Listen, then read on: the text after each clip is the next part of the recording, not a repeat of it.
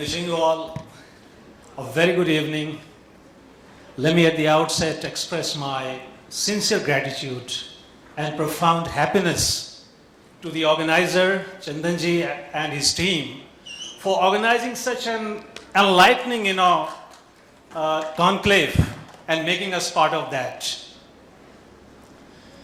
As for this panel discussion, as we know that we are late, at least more than, I think, 1 hour we are late.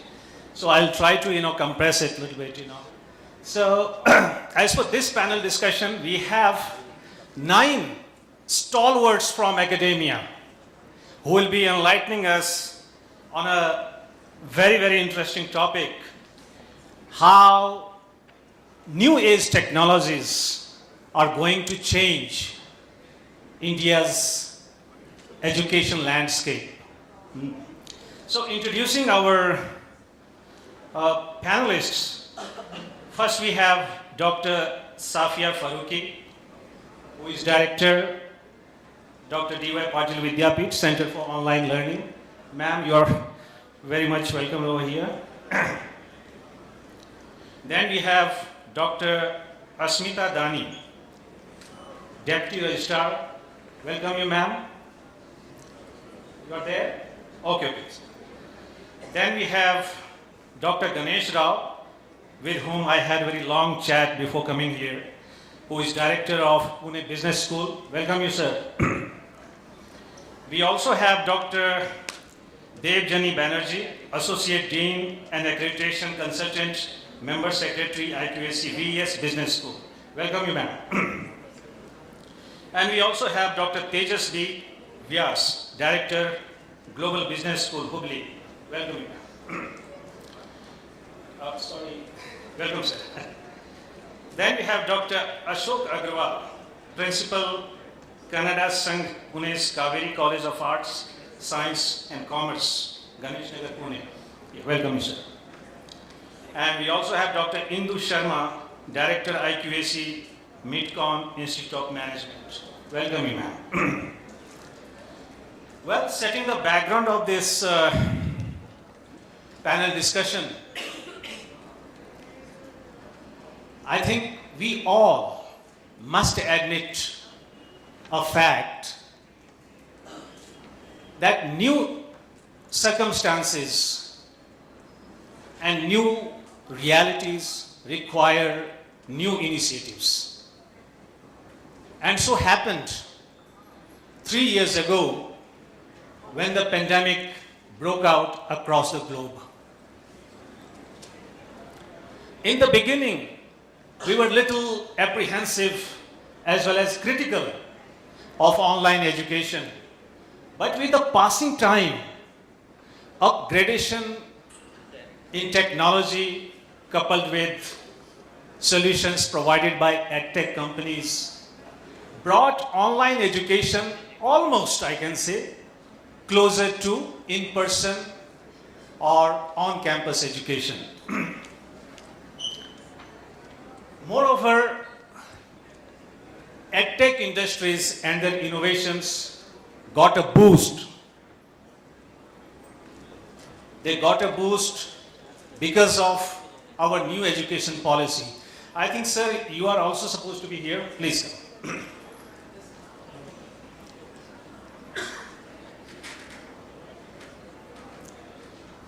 So it got a boost because of our new education policy laid a huge emphasis on digital literacy by integrating AI-based education in the forms of offering subjects like artificial intelligence, machine learning, design thinking from school to higher education, with a special emphasis on robotics, cloud computing, data annotation, blockchain, big data analysis, image classification, speech transcription, and whatnot.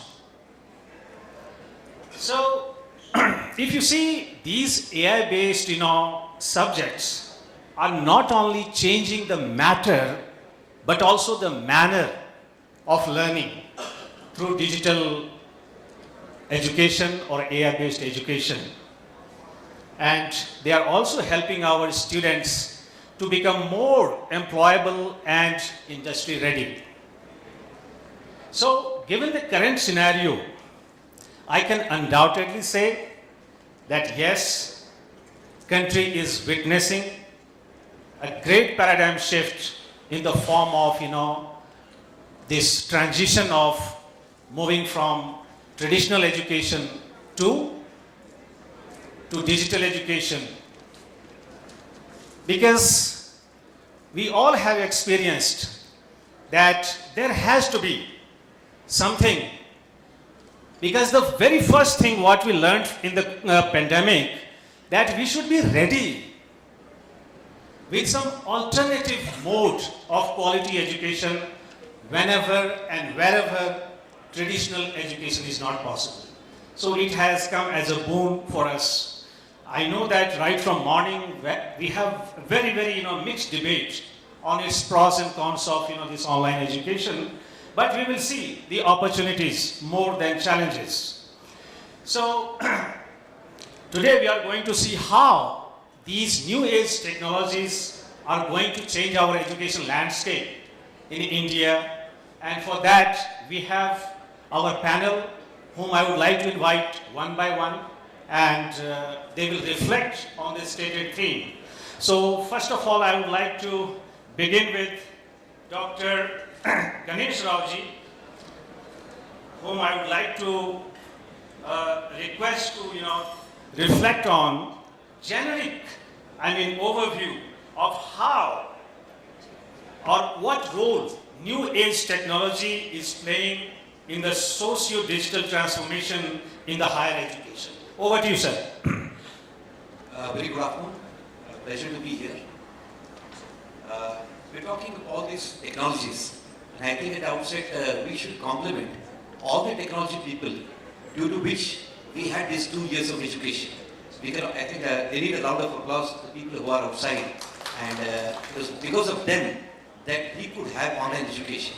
Now we do judgmental as professors, as generally as people, we are highly opinionated. So there's always one batch which says it was very good, and the others which says it was not. But I think we should look at this from a very long-term perspective. And online education is going to exist, and various new digital technologies are going to emerge as time passes by. So everything thought is we have to have a long-term view, looking into our socio-economic structure, where we stand as on today. We tend to compare ourselves with the American economy and try to pick up directly from USA to here, and then we say it is not relevant. We immediately come to the conclusion it's not relevant, and there is a lot of supporters for the non-relevance. If you look at the economy, 140 crore people, 3.5 crore in higher education, 1,000 universities, 9 lakh faculty members. So 3.5 crore out of 140 crore, that's just 2%. So with a minuscule population in higher education, we are making rather very big comments. Our education has to yet reach the masses. We're today in the classes only. It has to reach the masses. And for it to reach, probably to take about a decade or two. And we need to look at how these new age technologies are going to expedite the journey towards 100% literacy, 100% education. Not just literacy, 100% education in the total sense. So it's not just, the Americans thought it as how to make it convenient, easily accessible. So for them, the criteria was different. For us, they got a huge force. We need to make them employable. So we need to look at that perspective. And we are too judgmental.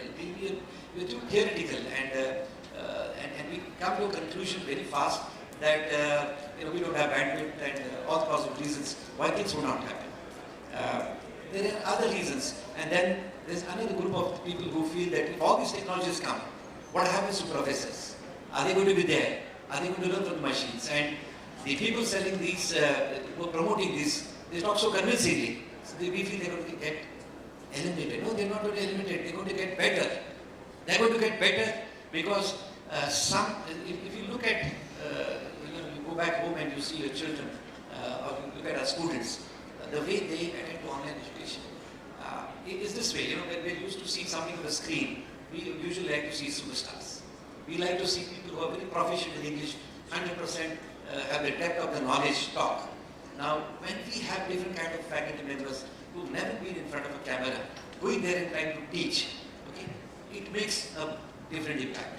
It makes a different impact. So what's going to happen is, in the years to come, what will happen is, they're going to be a couple of expert faculty, and you're going to have this hybrid version. The hybrid proportion will depend a lot on what is the topic, whether it's region, whether it's management. Now, whether it's a mass market, whether it's from the villages, whether it's from B-grade cities, C-grade cities, or from the elite class. So, hybrid is going to be the way forward. The proportion will depend on the stream, on many things. Okay. So now we do judgmental on from our experience. If you look at from a helicopter's view, one can see a clarity as how India is going to evolve and how these teachers are going to get better. Because one thing that we need to understand is these digital-age technologies, they have all the expertise. Okay? But one thing they can't do is they cannot motivate. They can't inspire. Okay? And the purpose of the professor is going to motivate and inspire. So he's going to be there. So he's going to get better in his teaching and he's going to ascend to the next level. So things are going to be there and the professor is going to be a professor in the true sense and not a school teacher that, dictating notes and pushing the places. So these are going to be teaching assistants rather than teachers themselves. So a lot of positives are there if you look at it. I think these digital technologies over the next 5 years, 10 years are going to get good to this country and we need to look at them. These are evolving. So one can't conclude what's good or bad, but one thing is sure, it's going to last for a long time. We need something like the pandemic for us to get sensitized and accept online as a method of learning. In days ahead, it could be different. It could be probably the employability which is going to define the need of online education and the accreditation technologies. Thank you so much. Thank you so much, sir. Very insightful observation you have made. And by the way, I forgot to welcome Professor Dr. C.M. Sedani, who is from Padma Bhushan Vasant Dada Patil Institute of Technology. By the way, I would like to request all our audience to give a round of applause for all our panelists, please. Well, so with that, I would like to move to our next panelist because time is running short, and I would like to request all the panelists to restrict their reflections up to 2 to 3 minutes, not beyond that. So, yeah, so this question goes to Dr. Debjani Banerjee, and the question is, in what ways do the student-centric technologies benefit the teaching learning process? Over to you. Thank you, sir. Very good evening to all the audience. And all being academicians, we all know that the blessings of what we have observed of this pandemic was how we faculties migrated from an absolute offline mode to an online mode. And it was this technology which has been the enabler in terms of letting students not lose their 2 precious years. We have lost in many terms, but the student did not lose the journey. They continued. Now, if you ask this particular concept, this technology, what I would like to say is that the biggest challenge that we believe in outcome-based education today is student engagement.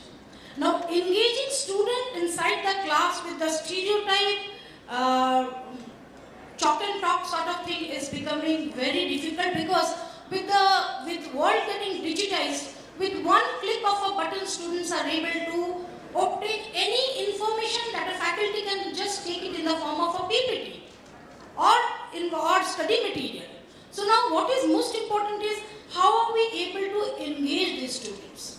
Now if you talk from a teacher's point of view, now we are no more teachers, we are facilitators in terms of enabling them to learn, and this technology is becoming the biggest asset in terms of evaluating things to let those things happen in a much better way. There are different types of learners. Now we categorize them that we have a class where there are 60, minimum batch of 60 students sit. it is really hard for a facilitator to identify the types of learner. Now, the learner could be a sensory learner or an intuitive learner. He could be a visual learner or a verbal learner. He could be a sequential learner or a global learner, an active learner or a reflective learner. How is it possible for a faculty to evaluate all the 60 students at one go and address them to keep them engaged? It is here that we have observed that the different type of learners have the different approaches of adopting things and responding things. Technology has been a great enabler in this aspect. Since morning we are hearing these EdTech companies, they are saying how we will be able to evaluate the learner space. So if the outcome-based education says every student at the end of the day will learn, only thing is the pace has to be given to them as per their ability to learn. So if we are allowing this technology to be the enabler, we will be able to justify or rather identify the pace that is needed and the procedure that can be provided. Now, with the small examples that I would like to give from my subject, I'm a faculty of managerial economics. So as a managerial economics, it is very application-based area.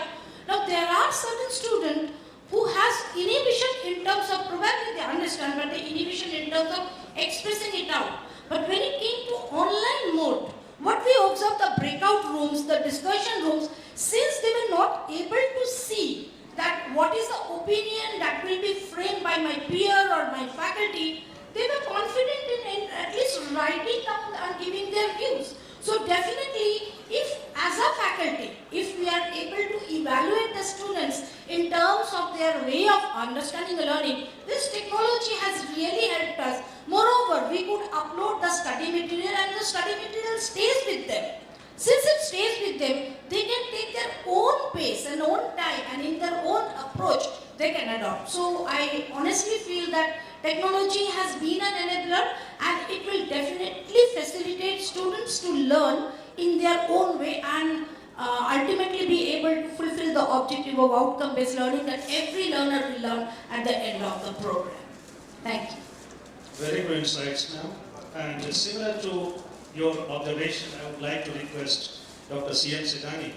How can technology act as an enabler in the holistic development of these students? Over to you. Yes, thank you very much, sir. First of all, I would like to say this insight related to these buzzing words, artificial intelligence, machine learning, and all this particular thing. Certainly, I would like to say that drastically the academics and technological system has been shifted from the core branches like the electronics, mechanical, civil engineering to somewhere insides of the computer engineering and these related branches. The reasons, I would like to say the perseverance with the high technology. Like artificial intelligence, if we can define, then artificial intelligence is a big set, the machine learning is its subset, and coming to the deep learning or core learning will be the third step. When we are speaking about the academics, then the industry 4.0 has been going to transfer from industry 4.0 to 5.0.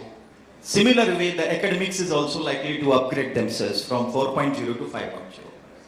Now this was in 2014.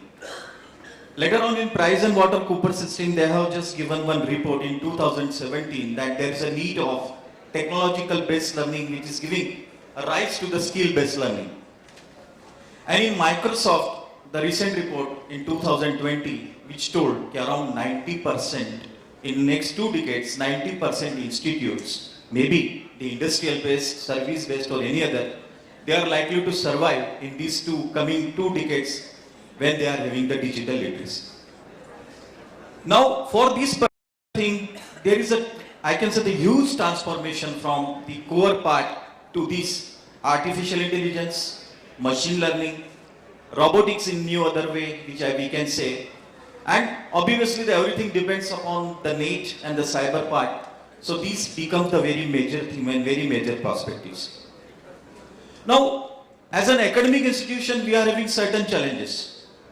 I can't say these are a very just having a one type of syllabi and making the student to go through that syllabi, to make the acquainted to learn, and then expecting something miracle to happen. So the world is going to change in that way. That is not an easy job. As an academician, as a teacher, we have to think about many things. What I personally feel, that instead of having any just syllabi related to these buzzing words, we could inculcate different things. How this recent technology of artificial intelligence is going to help in the marketing part. Marketing means what? It is not a routine marketing. We want a smart marketing. A smart person who is learning the marketing means instead of taking too many, I can say, experimentation, how one can shortly go with the aid of this marketing, that could be a very important. Like the UPI system, it has been one type of marketing which has been thrown out the debit cards and credit cards recently. We can see we are just on one click, we can pay the thing and directly it goes to the customer or to the vendor, whatever it may be. The second part that is related with the financial. The financial part, the artificial intelligence shall create a smart investor, a smart decision maker. This is the one part the academics can be inculcated related to this thing. Means we just don't want to produce the student who are technological savvy. They have to become a leader. For the becoming leader, they should have this intellectuality. So this could be the second domain where one can personally think and one can go ahead with this thing. Going up with the human resource management, this is the very biggest aspect. I would like to say, sir, as soon as we are moving to the technology and growth, we are losing the HR part slowly. The ethical point, the behavioral point of the student and everything, it is there. They are intellectual, but in terms of behavior and all, so artificial intelligence shall inculcate these particular things also. And the last but not least, that I would like to add related to the growth and the citizenship. Like this particular technology can provide a good contribution toward the growth of the nation, like rise in the GDP. This could be the one aspect. And obviously, one cannot constrain themselves only to the growth of the country. A good citizenship, a good student, a good human being who is being part of the country, being representing the country, this could be there. So I personally feel with this core and with this all, the technological environment to this recent part is going to be also included in the academics and to be supported by the industries too.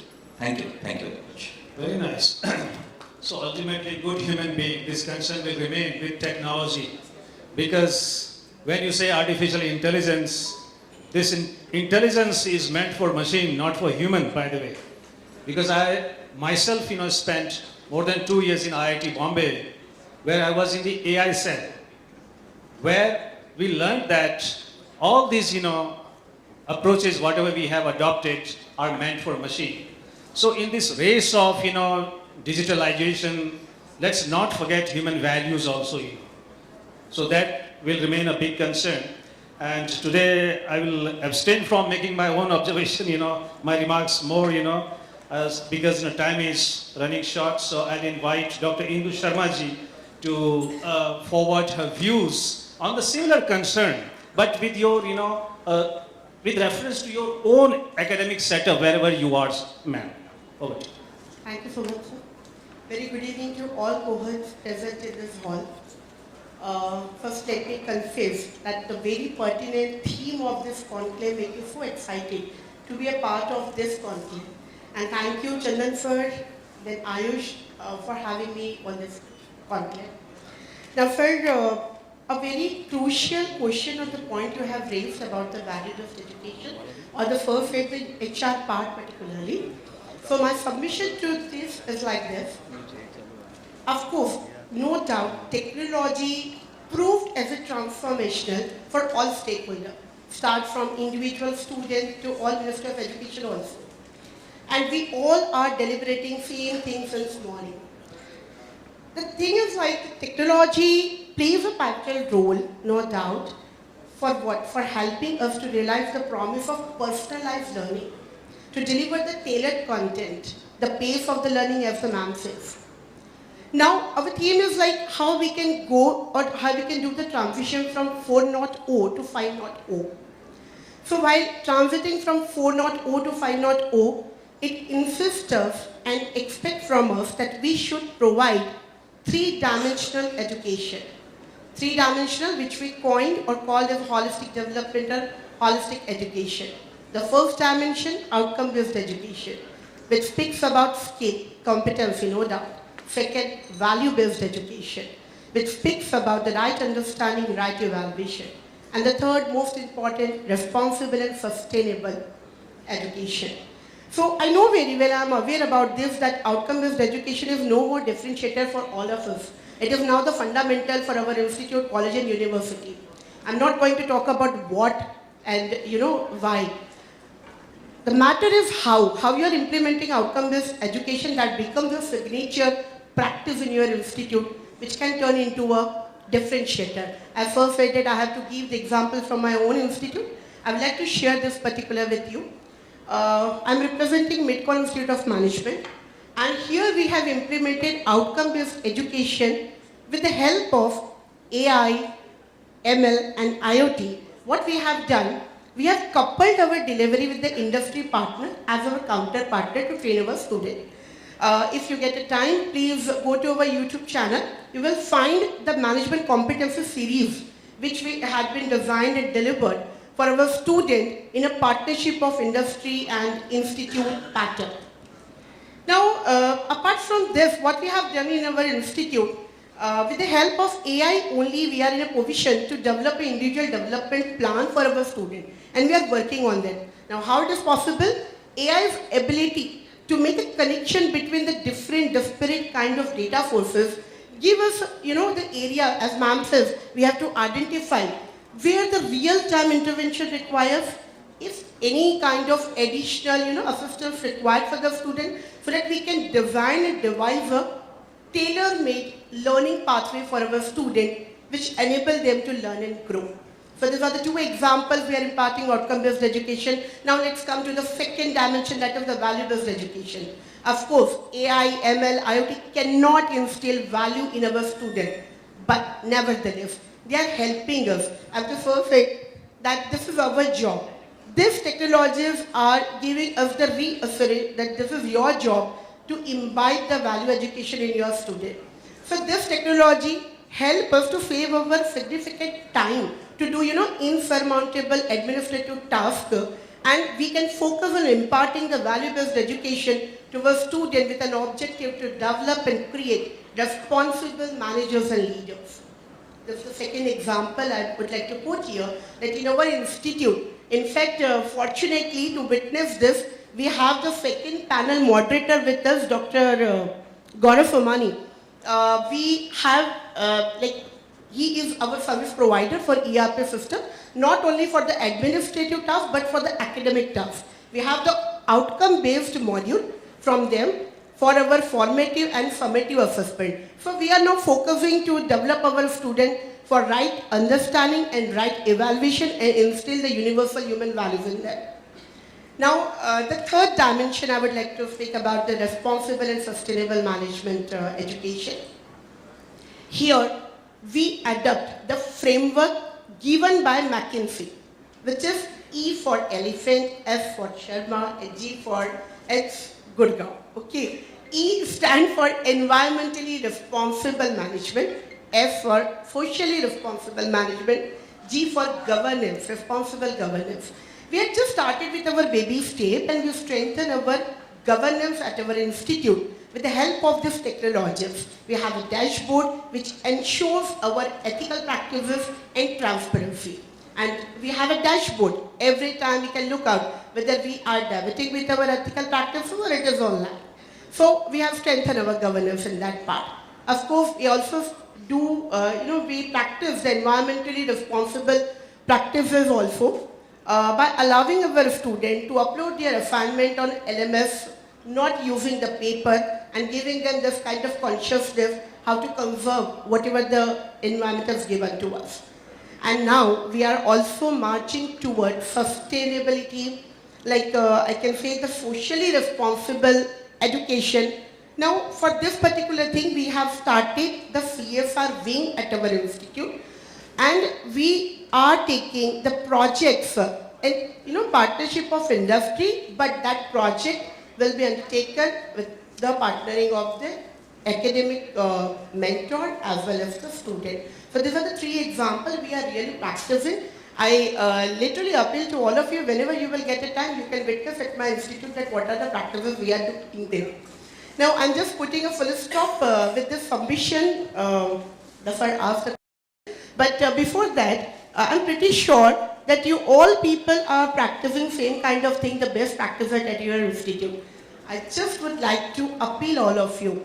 Please share your documented best practices so that we can take an easy leap, LEAP, that is learn, educate and empower, adapt and perform towards 5.0. Thank you. Wow, really very insightful observations. She has, and added to her remarks, I will just say that we have at least, with the help of technology, we have today accurate and adaptive evaluation system. And we have also got, competency-based learning, where our teachers can now easily gauge where our students are lacking or lagging. And accordingly, they can change or alter the teaching patterns and do the needful. So very nicely, a deliberation was given by ma'am. And I hope the other HEIs, other higher education institutions should also think of implementing these, new age technologies in the real practice. So with that, I'll move to the next panelist.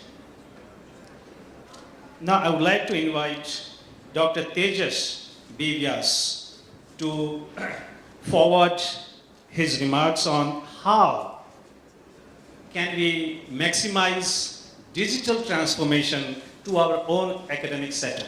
Over to you. So, first of all, good evening. I am one of our institute is in Hubli, so I told I want to have a chance to speak. Actually, I'm from Bombay, but now I have become a director in Global Business School Hubli. So I thought all directors and principals are talking, so let me have a talk. First of all we are talking about online from morning, offline to online. But there are some constraints, especially I don't know in Pune, but whenever we started online, many students told that we will pay only 50% fees. Okay, see, from budget point of view, it is something deviating, but it is a practical issue. Okay, so they told it is online, we are not using the canteen, okay, we are not using the transport, okay, you refund our fees. So we tell everything online, artificial intelligence, IoT, but from when the admission point of view it comes, they want reduction in fees, or they tell it is online, it's very easy, and what you call institute don't invest much, they save a lot of money. So that is one challenge, what you call we are facing. Online is good, I'm not telling it's bad, but this is where when we pitch in, okay, now fourth wave is coming. It may not come, but we don't know. So already the prediction is done. So that time, and every year admission time only, we face this pandemic problem. So because even the last year batch we have started this year in our university. So 2021 batch it is, we have started in 2022 due to PGCET and all which is postponed. So this is one challenge where, what you call no, we are having. Okay, to convince the students, okay, during the admission, because I am a marketing guy, and when we market this, we know very well the hardships, One more thing is, so many companies, basically I am from Bangalore, 25 years I'm in Bangalore, okay, I have taught in Bangalore and now recently I became director. So many companies are there. I hope my vendors will agree to me. Okay, every street there is a company, okay, who are offering this, what you call services. So ultimately we are confused, and again from budgetary point of view, we have to, what you call, convince our management. So if the quotation is very high, definitely they will reject what you call whatever good it is. So from budget point of view again, there is a question mark for what you call online. But nevertheless, we have to, what you call, if there is a COVID or anything, we have to go for online. There is no other option. In my institute, recently, we started GBS Academy. Okay, it's an online division. So what we have done, we have started value-added programs. So this is one way of marketing what you call the college, and it is under GBS Academy. So I am the director, we are the joint directors, and what we have done is we have tied up with IIM Bangalore and few faculties who are freelancers, who are retired, and with that IIM tag, we have many students tell, I want to learn from IIM. So with that IIM, they give the material and we market the program with an MOUs of 60-40, 70-30. So we also earn money apart from our what you call fixed salary. So that is one more thing where online what you call has given us the opportunity apart from our 2 years program what you call which have started. And I think where I am working, our Karnataka University, Dharwad is the first university to implement NEP 2020. Okay, already it is started, exams are over, and they are framing the syllabus. We had a workshop last week. Third and fourth sem in UG, that is BBA program, they have artificial intelligence. In third sem itself, they have introduced artificial AI as a subject where they are preparing the syllabus under the NEP. So there are lots of what you call mixtures of subjects under this NEP where even industry oriented you have.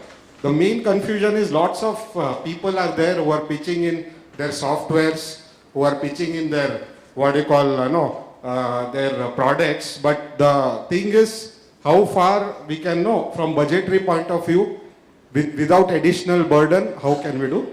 So one way is you can start an academy or start a value-added certification, tie up with industries, tie up with trainers. Okay, I have an MOUs. Already 10 MOUs I have within 2 months of time. Just 2 months back we have started under GBS Academy. So we don't need the license or anything, we can start that. So this is my view. Thank you very much. Yeah. Thank you, sir.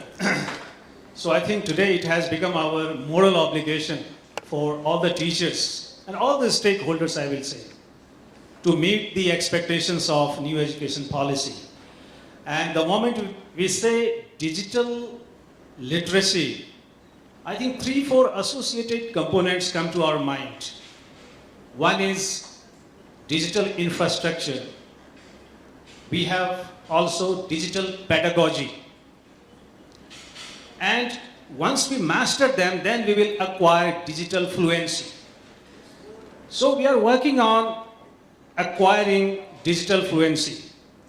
We have a long way to go, but we would like to take some views on this front. How can we, maximize our digital fluency as part of meeting the expectations of NEP 2020 from our next panelist?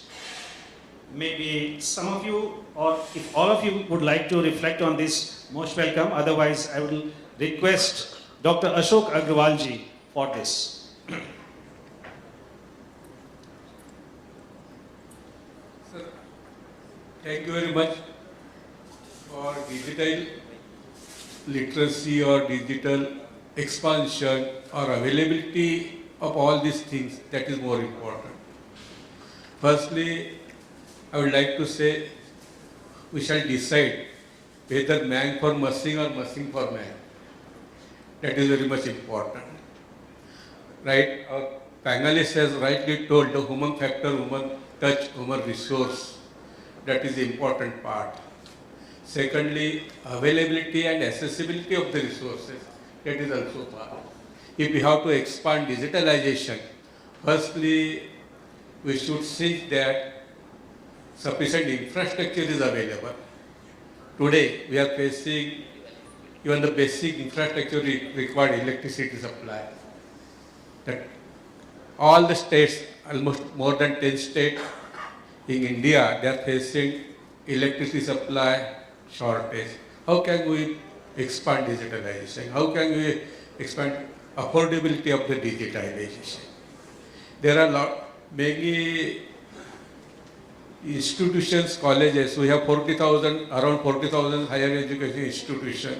Majority of them are in the rural area, ग्रामीण area हम जिसे बोलते हैं. There are no basic infrastructure like electricity or computer or say other things. or software, proper software, they cannot afford. So if we have to see that digitalization is expanded, digitalization is used everywhere, we should see that the sufficient infrastructure is available, not only with the institution, but with the students also. During last 2 years, this is pandemic, no doubt there are certain good things, certain limitation of pandemic or this online, offline.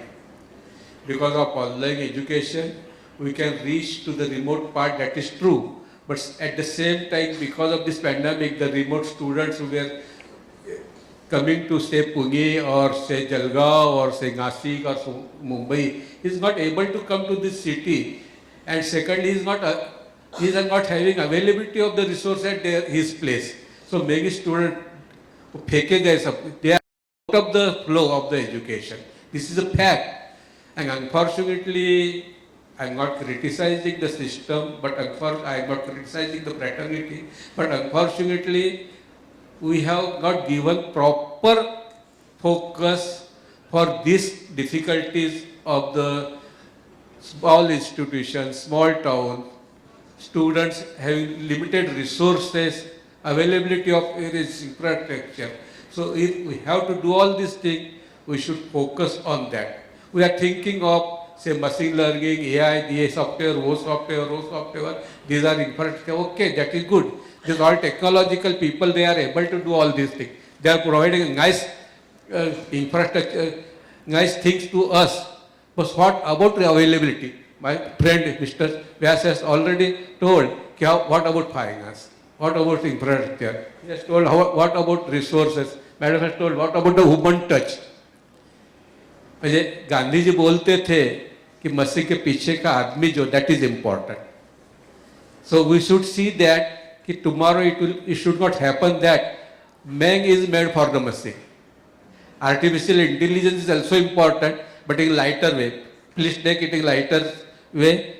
The natural stupidity is also important.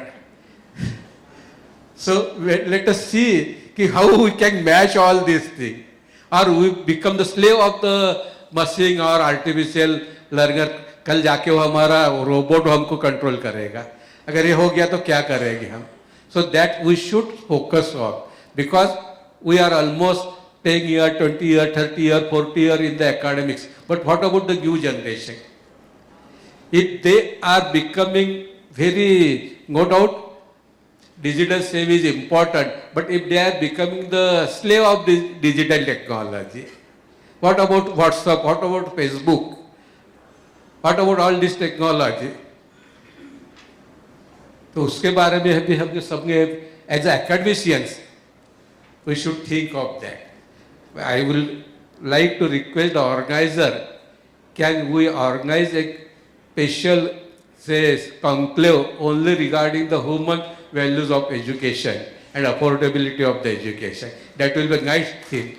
And that will be real social contribution for the society.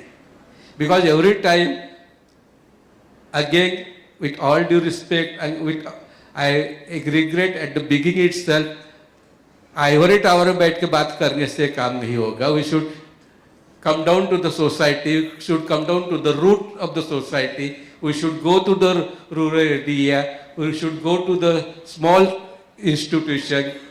There are many institutions, they are facing shortage of fund. Like my friend Mr. Vyas has told, what about fees? In a big institution का अगर छोटे institution में क्या? Even grantable institutions, they are not getting the funds from the government. How they are not getting the maintenance grant from the government? How can they use all this machine learning or artificial intelligence? How they can establish? Every time AICT is saying or UGC is saying student computer ratio should be like this. Okay, we agree. But what about infrastructure? What about the human value? So apart from this machine learning, machine tools, artificial learning, artificial intelligence, we should think of all these things, related things, that allied things, those are more important, or otherwise they will directly affect adversely on the effectiveness of this digitalization. That is most important. And again, I respect I request my all fraternity, please think on this. This is a very crucial issue. Thank you very much. Thank you. Yes, please. Sir, just I want to assure you, my all fraternity member will agree with me. We definitely not become the slave of this technology, but we do need Alexa and Siri to make our teaching effective. So that is my suggestion. फिर वो साधन बनना चाहिए, साध्यगी होना चाहिए machine learning और artificial intelligence. So very, deep concern was shared by Sir.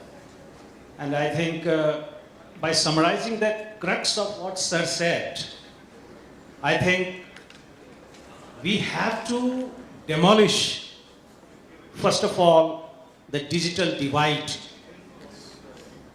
We have to demolish the digital divide by promoting equitable education for all. Because let everyone come in the race, then we will start the race. Sir has rightly said that what about students in rural areas? So let everyone have access to quality education. Okay, thank you sir, your points are duly taken sir. We will take it forward. ये बहुत दूर तक जाएगी ये बात sir. नहीं आपने सही कहा बिल्कुल. Portability, accessibility. That should become buzzword. Right. That Exactly. is important. Exactly. So I think I should not change the question. Rather, I should take more reflections from our remaining two panelists, and maybe I can invite first Dr. Asmita Dani. Ashish is not here. Well then, I hope everyone has reflected. Dr. Safia farooqui. Over to you, ma'am. Just to, you can reflect on, again on how to, maximize digital fluency. Over to you, ma'am. Yeah, thank you. And good evening to all of you present here. As Ashok Agrawal sir has rightly said, that machine should not replace the man. So it's already fact that nobody can replace the human thinking. And all we are here to discuss about the AI, design thinking, machine learning, IoT, it's my view that it's all are to help us that how we can enhance more our knowledge and how we can enhance our capability and achieve much and much higher with the help of all these tools. I would rather say that all these are the tools to help us to enhance our knowledge and to excel in this world. And this is also correct that whatever we are talking here today about the machine learning, AI, it should be ready or easily available to all the students, because we are living in India, which is having a diversified populations. So we should be able to inculcate the habits, or we should come up with the app which could be available at the larger parts of India, where the rural people are still struggling for the electricity, for the basic needs. And when we have not overcome all those things, still we are talking and discussing since morning about the digitizations of India. So how we should think that how we can help our rural citizens through the apps or through the less cost machines or less cost apps or anything, whatever may be, how can we reach to them? So I would say in short that myself in my organization, we are departing the education in online. Dr. D.Y. Patil Vidyapeeth Center for Online Learning is departing the online education through the Swayam platform, which is affordable for maximum number of people.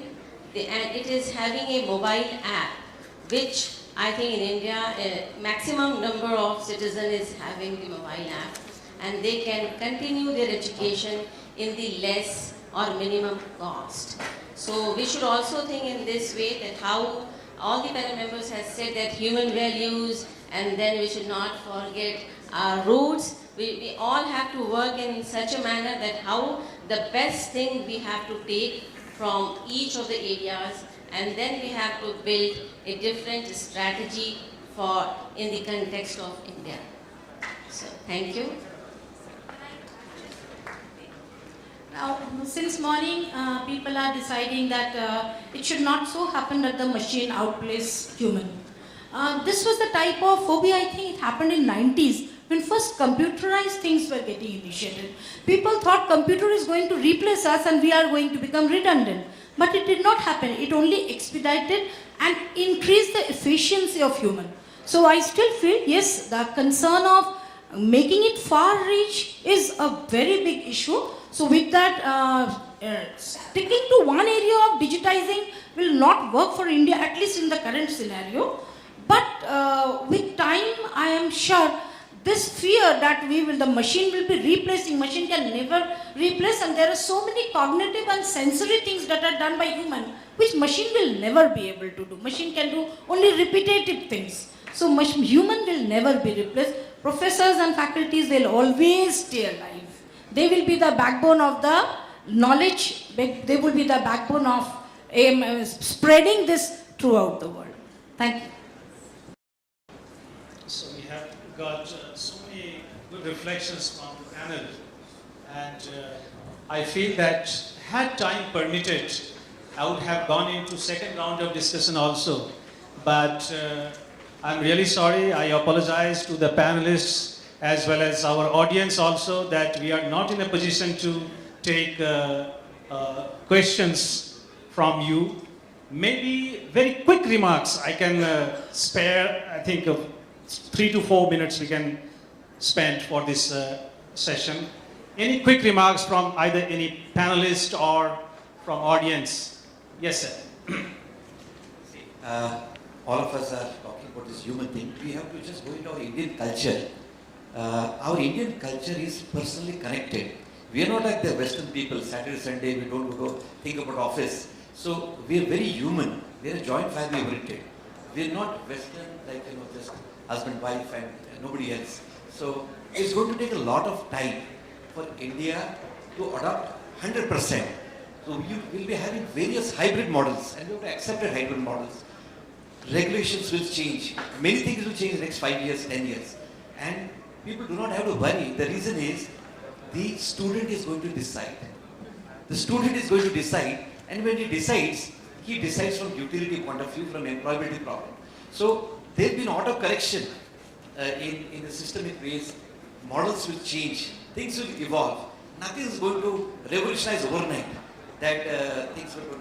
Of course, there are going to be trigger points like COVID. COVID was a trigger point. And that trigger lasted 2 years. Then again, so there are going to be various trigger points. It may not be pandemic, but maybe more commercial, something to do with employability, creating more of SMEs. So numerous trigger points will come.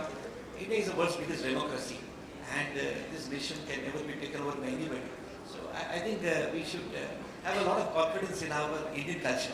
Thank you so much. We should rather follow the Chinese model of how they have got in artificial intelligence, rather than just keeping the United States model or the Western model. Thank you so much. Thank you, sir. So thus to transform India into a digitally empowered society, there are a lot more to be said and heard from you. But given the time constraint, I shall summarize saying that the thrust of new age technologies is aimed at bringing online education at par with offline or on-campus or in-person education. And we should also make a note of this, that our online education should be, or it should have effective teaching, effective learning, effective evaluation, and make students professionally more employable, more industry ready, with a knack of creativity, innovations, and problem-solving abilities, so that they could stay competitive in global world and they should, also remain relevant in today's technology-enabled world. So this is my final remarks, but one thing which I have seen right from morning, we are talking of employability or employment. But let's not forget one thing. In Veda, the purpose of education, can anybody say what is the purpose of education as per our Veda? There is a sloka called Sa Vidyaya Vimukte. The right education is that which liberates you from all types of suffering. But unfortunately, I am really sad to say this, today's education is not liberating, rather attaching us to suffering. So we have to think on that aspect also, because the purpose of education is not just to, fill our belly. We should not just think of how to make a living, but more importantly, how to live. So that part should be there. So with these words, I'll conclude here, and thank you very much. All the panelists made, great, observations, insightful remarks, and I wish maybe we can have more, this kind of periodic discussions in our coming forums. So thank you very much. Thank you, audience. Thank you very much. Thank you, moderator. Thank you.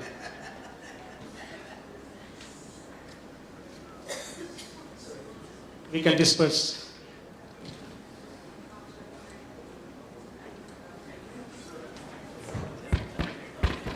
Hello. Please have a seat. We're proceeding with the felicitation. I would request Mr. Chandan Anand to come here on stage and felicitate our panel speakers, please. Satyajit.